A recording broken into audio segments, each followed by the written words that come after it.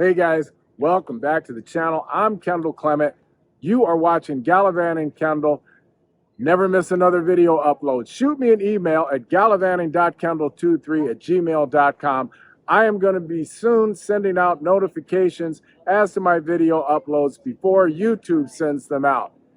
That email address is gallivanting.kendall23@gmail.com. It's in the show notes and at the bottom of your screen if your closed captioning is turned on. Today, I'm going to talk to you about the benefits and the hazards of driving in the Philippines.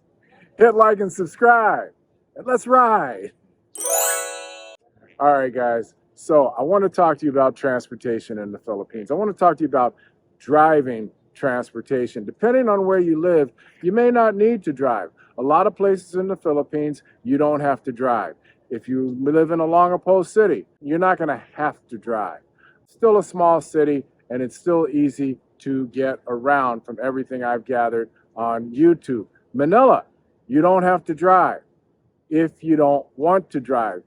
Also, Cebu City, you don't have to drive. Lapu-Lapu City, you don't have to drive.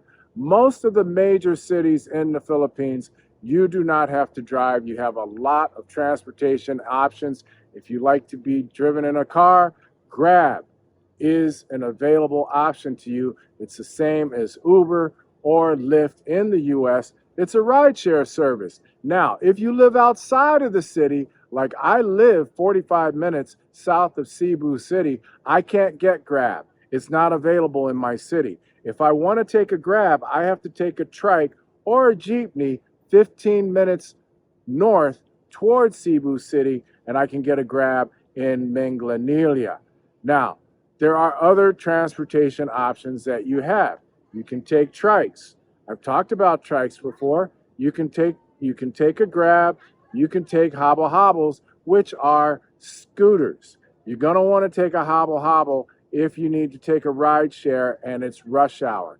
If you take a car, I am not even kidding you. It can take you a couple of hours just to go 3 kilometers. It can take you more than a couple of hours. I'll give you an example.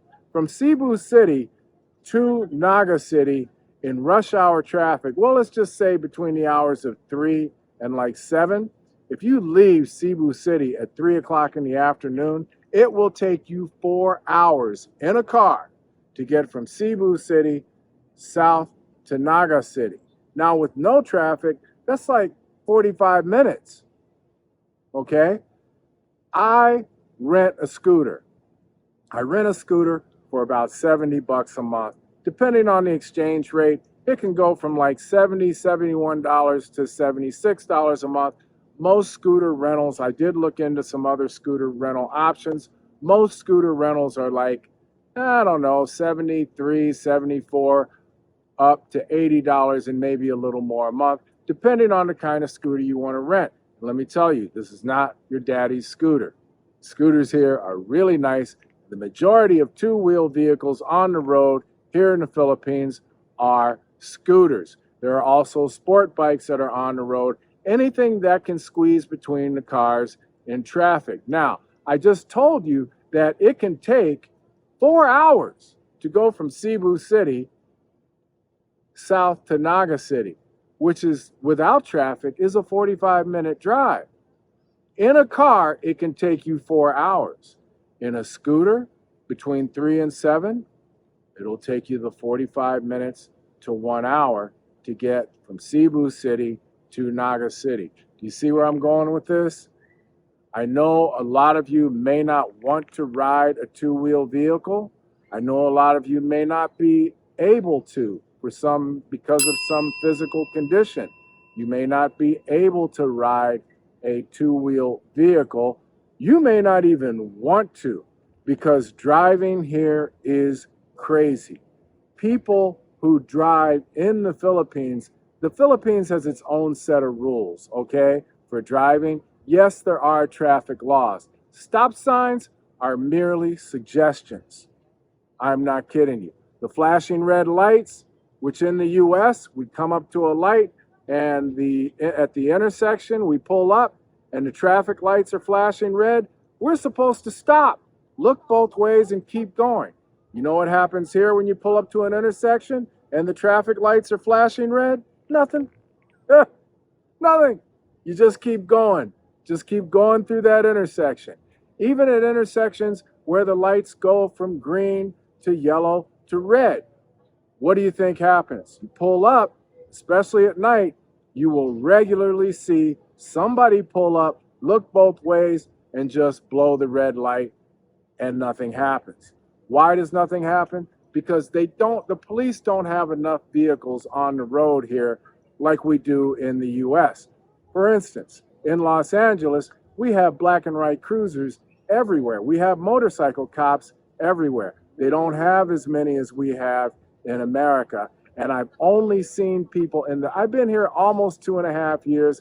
I've only seen somebody pulled over for a traffic stop by a vehicle with flashing lights on top. I've only seen them pulled over maybe twice, and once, the second time, was the other day, and the cop was writing the driver a citation. So it just doesn't happen here. They don't chase you down like they do in LA when you blow a traffic light or when you commit a traffic infraction. You're not going to get cop cars behind you with the sirens going and the lights flashing. Now, I will tell you this. When you are driving a scooter or a car, all emergency vehicles always have the flashing lights going, except for the ambulances. A lot of the time, if an ambulance is not busy, they don't have the flashing lights going. But any cop car, any other kind of an emergency vehicle car will always have the lights going, but they will not have the siren going unless they're pulling somebody over or they want to get through in traffic. So don't panic if you're on a scooter and you see a cop car pull up to you or pull alongside of you with the flashing lights. They're not pulling you over. Chances are they're not pulling you over. Now, if they pull up behind you and you see the flashing lights and they flip on the siren, you may want to pay attention. You may want to pull over a little bit because they might be pulling you over. Honestly, I don't know because I've never been pulled over and I rarely see people pulled over. Another thing you want to look out for when you're riding here, especially on like I live off of Naga Highway, okay? And on the SRP in some areas, you will see vehicles going in the wrong direction. Yeah, dude, in the wrong direction. That's right. You'll be cruising on the right side of the road and you will see a bright light coming right at you a little bit over to your right. He'll be coming right at you in the opposite direction. Just keep your eye on the road. Generally, when bikes do that, they have their high beams on. So you want to make sure you keep your eyes on the road. The other thing is, when you hear a siren, when you're in traffic and you hear a siren and you see flashing lights, people don't pull over, okay? Now, what they may do is pull a little bit to the side to make room for the emergency vehicle, but there's none of that pull over and stop. And I mentioned this in another video I did on driving here in the Philippines. They may slide a little bit over to the right to make room for the emergency vehicle to go by. But like in America, you know how when an emergency vehicle is behind us and everybody pulls over to the right side and they stop and leave a clear lane for that emergency vehicle to go by? Doesn't happen here. It just doesn't happen here. Which is why I always tell you guys, if you're over 50, you want to live near a hospital because people don't pull over. I have seen ambulances with the siren going and the lights on, and I assume that they're going to pick somebody up or they've got somebody on a gurney in the back. I have seen those vehicles stuck in traffic going very, very, very, very slowly. So if you're over 50, another reason you want to live near a hospital.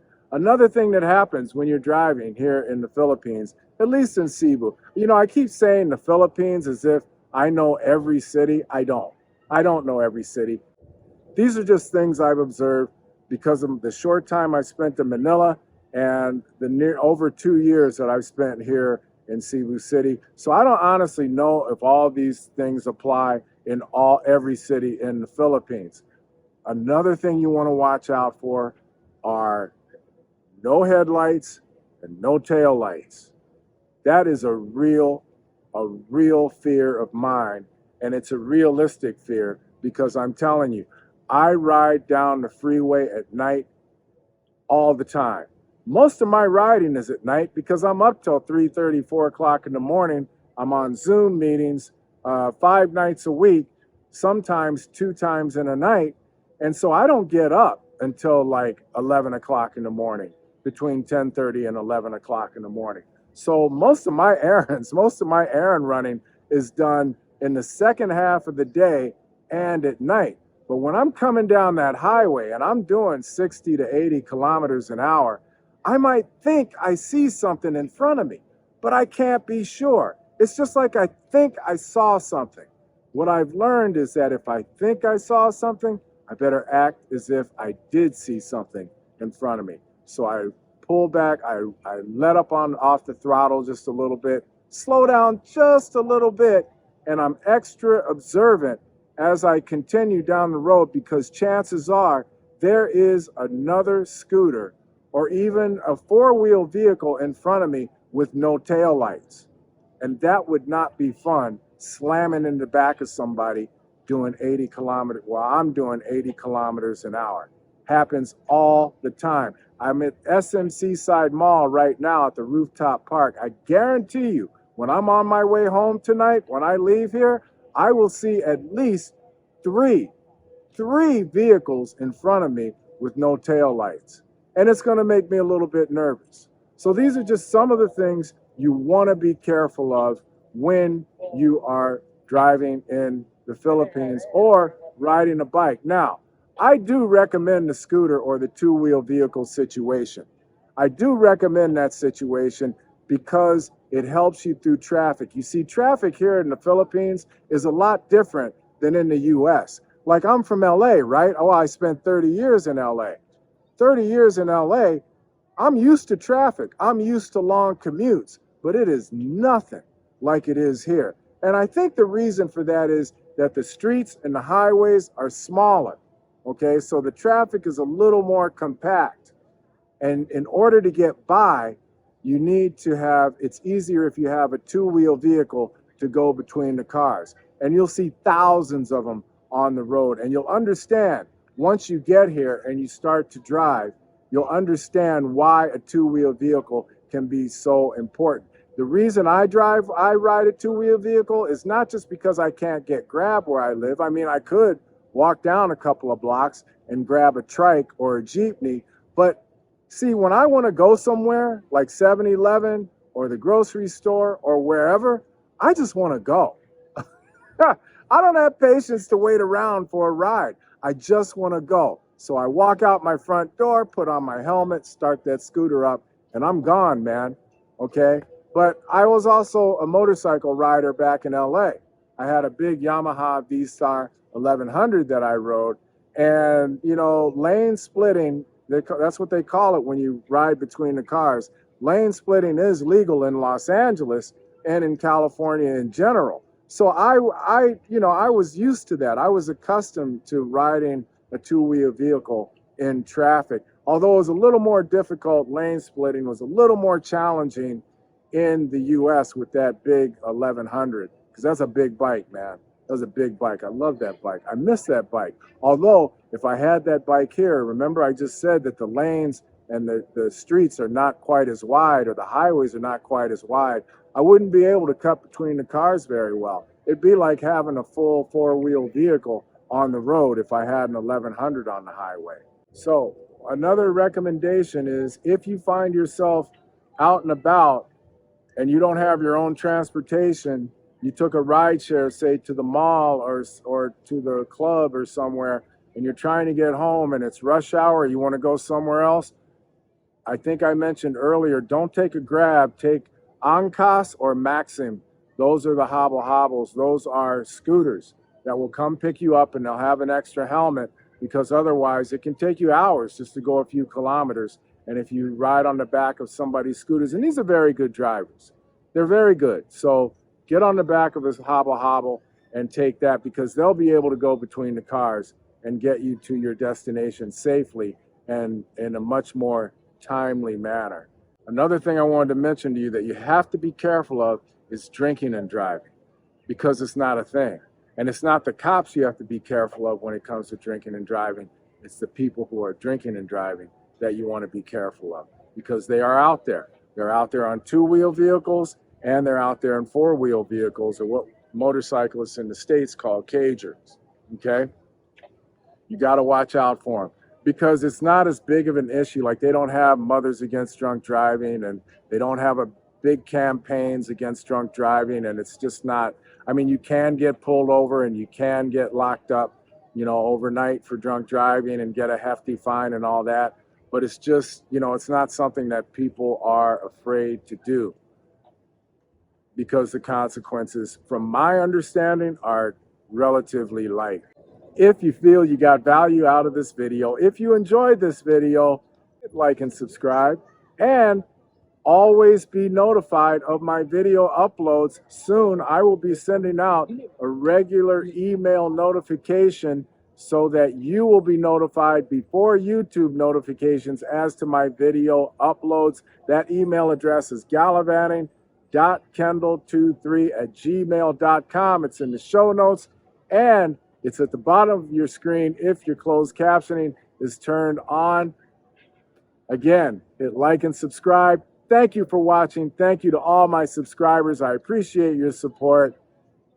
And as always, take care of each other and give somebody a great day.